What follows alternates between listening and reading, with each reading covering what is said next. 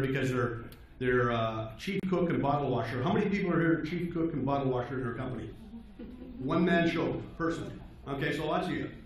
Catherine, I know we saw your hand go up. We got a busy factory, she's doing everything. So, you know, creating your paperwork, but then again, on your paperwork, folks, a simple spelling error will hold up your documents.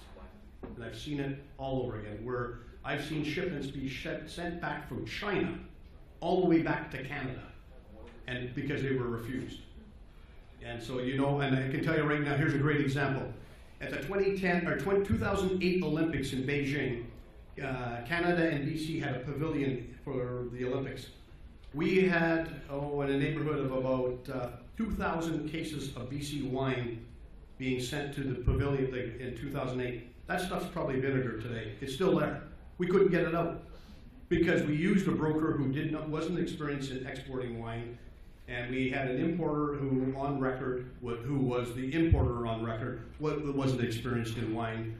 And so we probably used the cheapest. I can't say exactly because I wasn't involved in the logistics, but that's what happens. Even the government got its stuff seized and it's gone. So we never ever had any delivered of BC wine. We had to get other wines in market for our hospitality program in Beijing.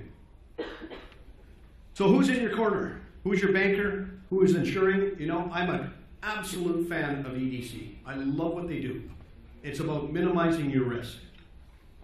Anywhere you can do to minimize your risk, because it is a risky world. You know, you can get companies that look solid, and at the end of the day, they're not. And things change so quickly. So what you had an order for a month ago, all of a sudden, you know, your container's on the water 2 months later, and that company's gone. And we can see many examples of that saying, they knew they were about to fold. Why were they buying stuff from me? Where EDC, insuring your receivables, I used to insure my clothing company all of my receivables. In fact, I insured all of it, and I also used a factoring company. So Disney was one of my largest accounts. I would factor my receivables. So I used a company called Accord Business Credit out of Toronto. I would sell them my receivable. They would give me 80% of my money in 24 hours. So I always had cash generated, but I also had the receivable guaranteed. I didn't have to guarantee Disney, but I did. But I could, when you give it, you pick it, you know, you give it all. And my bank loved it because I was always a cash flow business. 80% of my money in 24 hours. You know, you want to pay me in 60 days? Okay, it probably cost me, you know, what should have costed me 5% for that advance, probably cost me 6% if they drag their feet for 60 days. 90 days, probably 7%. But it was worth it because I was always cash flow positive, and it allowed me to keep going and keep on exporting and building my company. So making sure you're getting paid, interview your bankers. You know, I make no bones about interviewing bankers. My company started with CIBC, who gave me a line of credit, and then when I couldn't get any more line of credit out of them, Toronto Dominion came actually knocking on my door and came into my warehouse. I never seen a banker do a cold call. It was the manager of the bank in North Lonsdale Avenue, Toronto Dominion, North Vancouver, came into my warehouse and said, listen, we'd like to help you. We know you're a growing company to do that. Well, okay, I outgrew Toronto Dominion, went to Bank of Nova Scotia, and that's where I ended. And it's because these guys were able to grow with me to understand. But what I did understand is in the banking industry, there's banks that are good in certain industry. Bank of Nova Scotia, where I banked, they worked very closely with the clothing industry. There's many banks out here that work very closely with the food industry. So are you in a food bank? That's a good one. Are you in a food bank? Are you going to the food bank? Well, if you're not, you should be. So, you know, if your banker is not familiar with your industry, then you need to move to a bank that knows your industry and supports them. You know, what are you doing with your FX? We know that we have Sean over here, and we have Kyle over here. Kyle, these guys are in the currency exchange business. You know, what are you doing about your currency exchange? How are you minimizing your risk on that and turning the way the Canadian dollar is fluctuating, I think 2 cents in the last couple of days. So what are you doing to manage those sort of risks and making sure you get paid?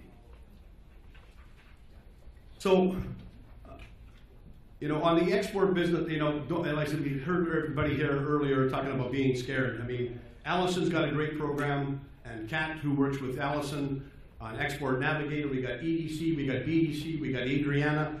I know that Fei Wu was just here from AAFC. She had to leave, but you've got some great people in the room to help you folks with your export.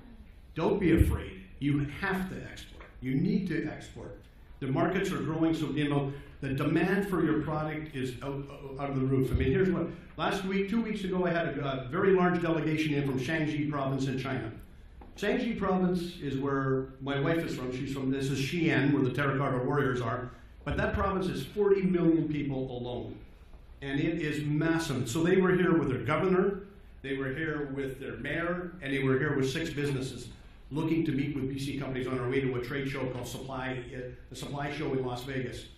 And they are here looking for everything. And first thing I tell them is, you're not going to get container loads of anything. Very little. You're not going to get container loads of seafood. If you want wild salmon, you may get a half a container. So you got to be realistic. Do not be afraid to tell them that you can supply or not. But here's the other thing I want to leave you with. That's very important. Do not be afraid of selling the best bloody food in the world. We have the cleanest water in the world, the cleanest soil. There is very few places. Here's an example of a company it's called Dairy Farm, but they go by called something else out of Singapore. The lady got up in front of the room about 6 years ago and she said, Canada, you've got the cleanest products in the world. You're the only country in the world that can water your flowers, take a drink from your garden hose, and go back to watering your flowers. We use drinking water on our plants, right? Yeah. We have the cleanest water, the cleanest air, the cleanest soil in the world. People should be paying a premium for our products. So don't be afraid to charge what you think. You're not going to duke it out with Vietnam or Malaysia or any of these other countries that, that have lead in their soil or pollutants or acid rain. We need to be proud of the products we have. And it's like our engineering industry. We should never be ashamed of the prices and the products we sell in engineering. I mean, our biggest competitor for engineering may be Germany, but Canadians are right there. We sell good products. We have great things about this. Is anybody here from Organica? I know they were supposed to be on the list. Somebody. So you guys had a presentation on one of your presentations that I read about Organica, and they praised CFIA, which was unusual. They praised the CFIA in their standards of inspection, and let everybody know that don't be afraid of the CFIA. We have good products because of the CFIA. And I can tell you, 2 years ago I was with a group from China,